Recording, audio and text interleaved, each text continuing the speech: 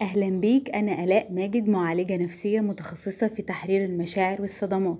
النهاردة هنتكلم عن مشاعر كتير بنحس بيها وبنتكسف نقولها. هي مشاعر الخوف. الخوف مش ضعف، الخوف مش علامة على إنك جبان أو فاشل. الخوف ببساطة رسالة من جواك لشيء لازم تخلي بالك منه وتنتبه ليه. لكن السؤال الحقيقي، هي الرسالة دي بتخدمك ولا بتأيدك؟ تعال نكتشف سوا امتى الخوف بيخدمنا وامتى بيأيدنا. الخوف هو استجابة نفسية وجسدية بتيجي لما نحس ان في خطر.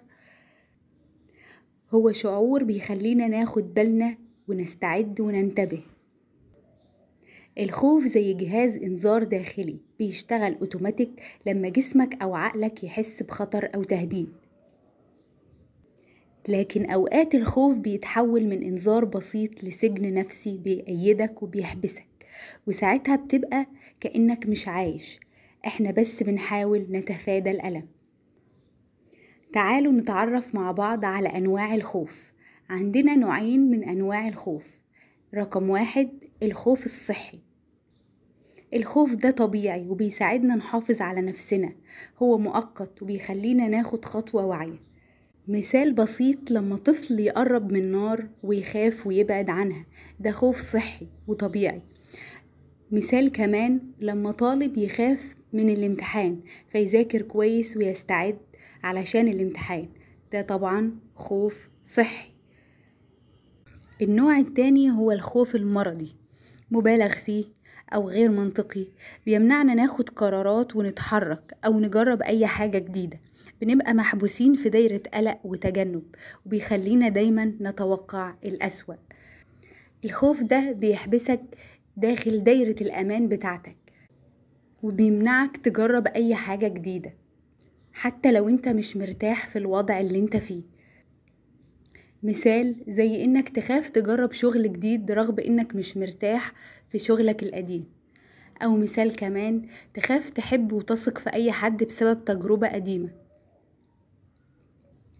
المشكلة مش في الخوف، المشكلة لما نصدقه دايما ونبني عليه قراراتنا. ايه هي علامات ان الخوف بقى مرضي وبيعطلك؟ رقم 1، دايما بتتوقع الأسوأ.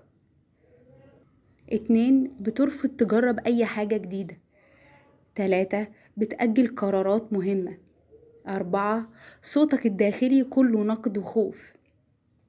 5، جسمك بيتفاعل مع الخوف بشدة، زي تعرج جامد، دقات قلب سريعة، توتر مستمر.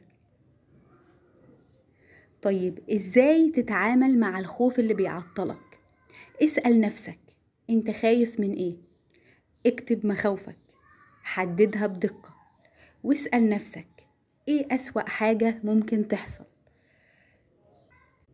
اكتب دليل على ان مخاوفك دي صحيحة او غير صحيحة، وايه الدليل عليها، وهل هي حقيقية ولا غير منطقية. ارجع لجذور الخوف، هل في تجربة قديمة هي اللي زرعت الخوف ده جواك؟ هل في صوت من الماضي بيقولك مش هتنفع او هتفشل؟ انتبه للصوت ده وتعامل معاه بشكل واعي وغيره بوعي جديد، انه عادي تجرب حاجات جديدة، وعادي تغلط علشان تتعلم، وانه مفيش حد ما بيغلطش، وانه حتى لو غلطت عادي هتتعلم وهتخلي بالك المرة الجاية. الخلاصة ان الخوف مش عدونا، الخوف بوابة لفهم اعمق لنفسنا، بس لازم نفرق هو بيحمينا ولا بيحبسنا وبيأيدنا. ولو حابب تتعلم أدوات أكتر عن تحرير المشاعر والصدمات، تابعني في الفيديو الجديد. هنزل تمرين يساعدك تتعامل مع مشاعر الخوف بخطوة خطوة. ما تنساش تعمل لايك واشتراك في القناة علشان يوصلك تمارين أكتر تساعدك في رحلتك للشفاء. بتمنى لك السلام والشفاء والمحبة لأنك تستاهل. واستنوا الفيديو الجديد في تمرين التعامل مع الخوف خطوة خطوة. سلام.